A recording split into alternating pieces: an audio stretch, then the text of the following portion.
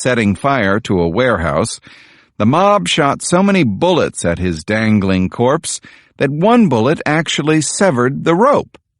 The boy's body crashed to the ground, a fall that would surely have killed him had he not already been dead.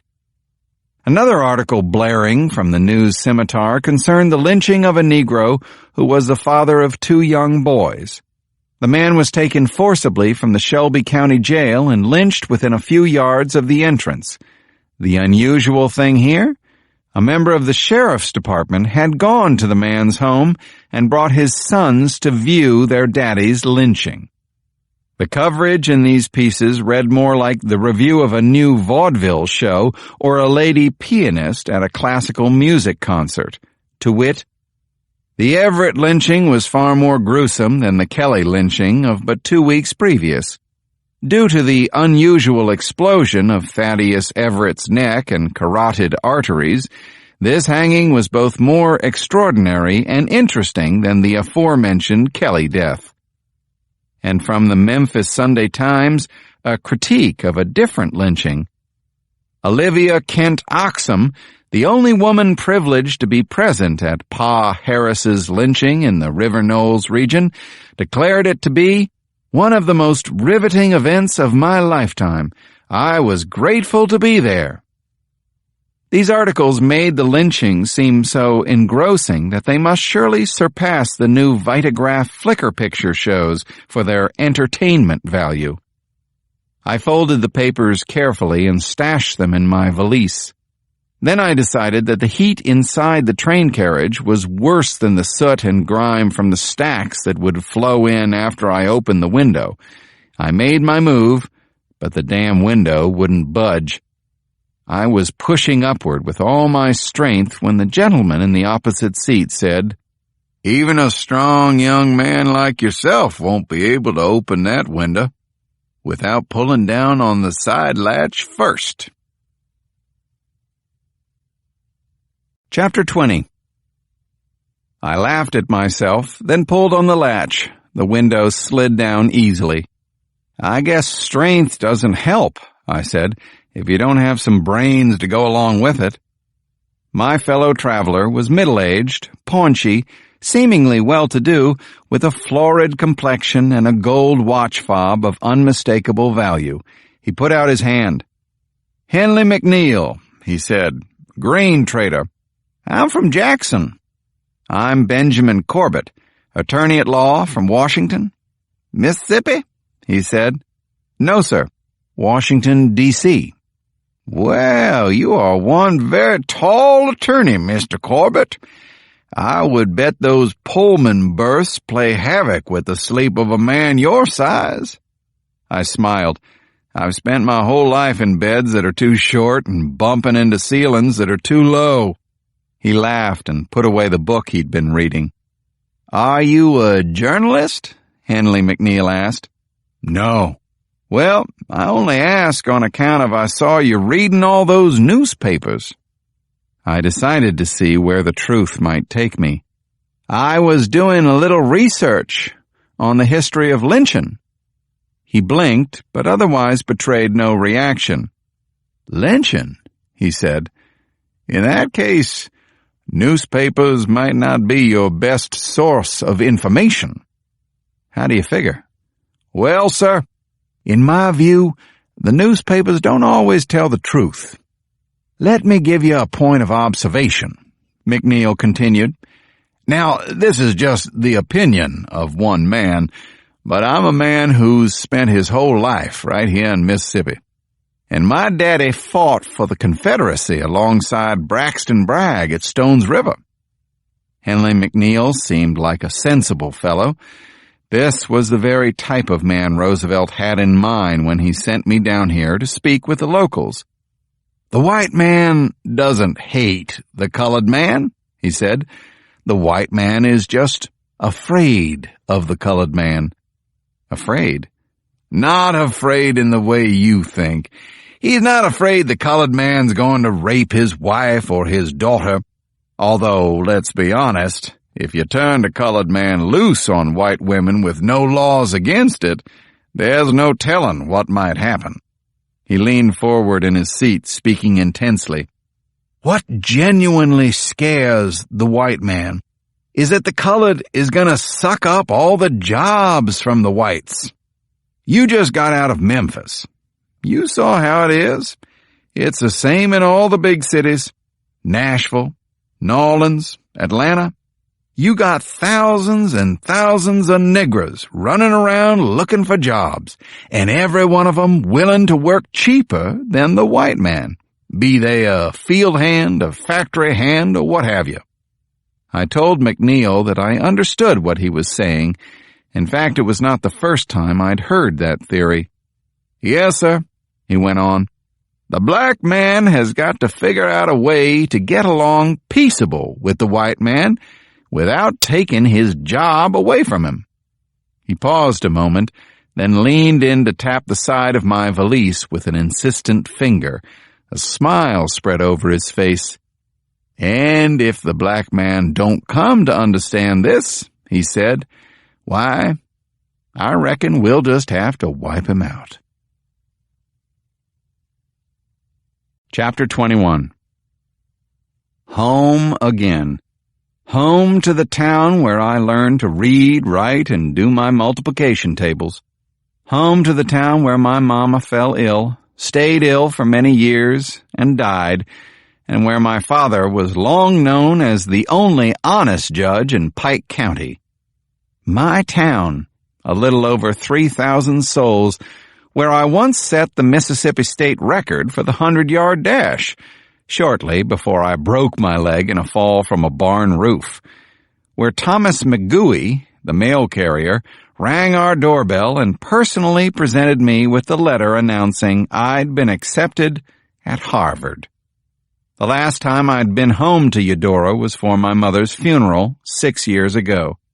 I remember being startled at the time by how much the town had changed. Most astonishing to me then were the 2 gas-powered motor cars parked beside the hitching posts. Many other things had changed since that last mournful journey to my birthplace, but on this day, while I waited for Eudora Station's one ancient porter to summon the energy to unload my trunk, I found myself amazed to see how much this lazy little town resembled the one I knew when I was a boy. The late summer heat remained as overwhelming as I remembered, the whitish sun seeming to press down on everything under its gaze. The First Bank, Sanders General Store, the Purina Feed and Seed, the Slide-In Cafe.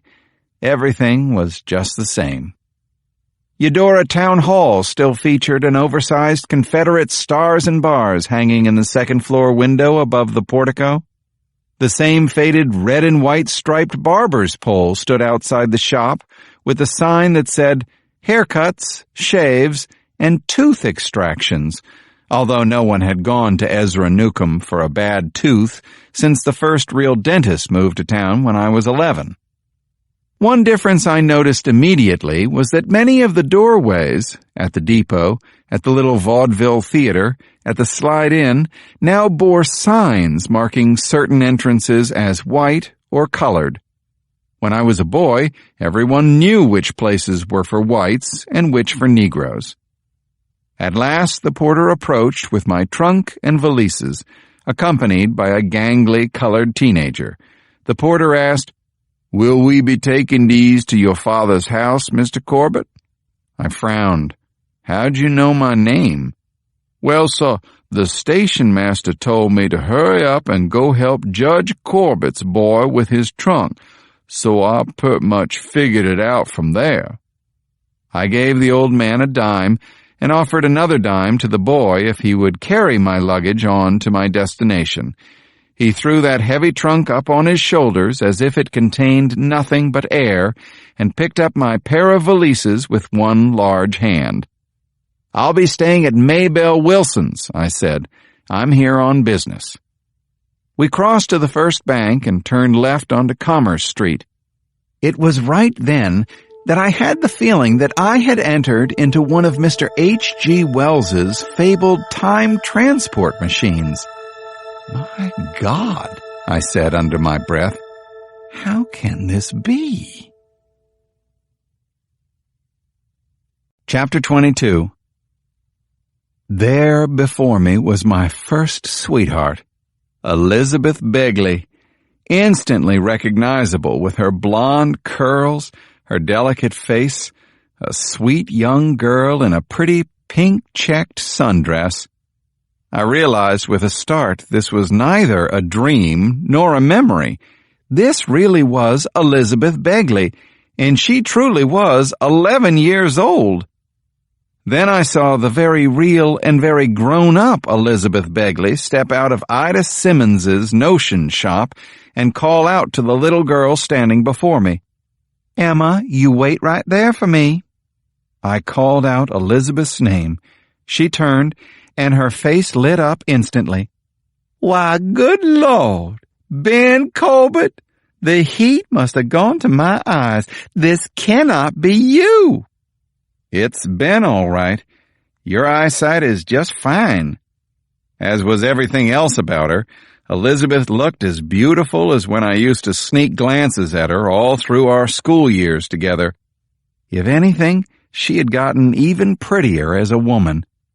"Well, Ben, what brings you back to our little nothing of a town?" she asked. I told myself to close my mouth, which had fallen open in astonishment, partly at the chance meeting, but also at the sight of this lovely woman. "Oh, just some work for the government, interviewing candidates for the federal bench, potential judges, and I suppose I needed a breath of good old Mississippi fresh air."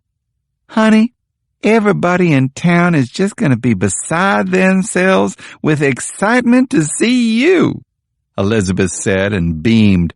"The famous Ben Colbert, the one we all thought had gone off forever to be a Yankee lawyer, has finally come for a visit. I know your father must be thrilled." "I hope he will be," I said. "It's a surprise. The job I'm on came up suddenly." I doubted that many people in town, especially my father, would be all that happy to see me. But that wasn't the kind of information to share with Elizabeth. Instead, I remarked that Emma was as pretty as Elizabeth had been as a girl, which happened to be true, and made both of them smile. "I see you've still got honey on your tongue, Ben," she said, with a hint of a blush, and then a wink to show her sense of humor was intact. "I'm just speaking the truth," I said, smiling. It really was good to see her. "Ben, I would love to stand here and visit with you and get more compliments, but Emma is going to be late for her dance class," she said. "I do want to talk to you. Where's Mrs. Corbett? Did you abandon her at the station?" "She stayed home," I said. "The children are involved in their lessons." "I see," Elizabeth said, with an inflection that suggested she didn't quite comprehend that version of events. "It's been too long, Ben," she went on. "I hope we'll see each other again." "Of course we will. Eudora is a small town." "And that's why we love it." She took her daughter's hand and headed off toward the shade of the oak trees surrounding the town square. I turned around and stood watching Elizabeth and Emma as they walked away. Chapter 23. Here's something I truly believe.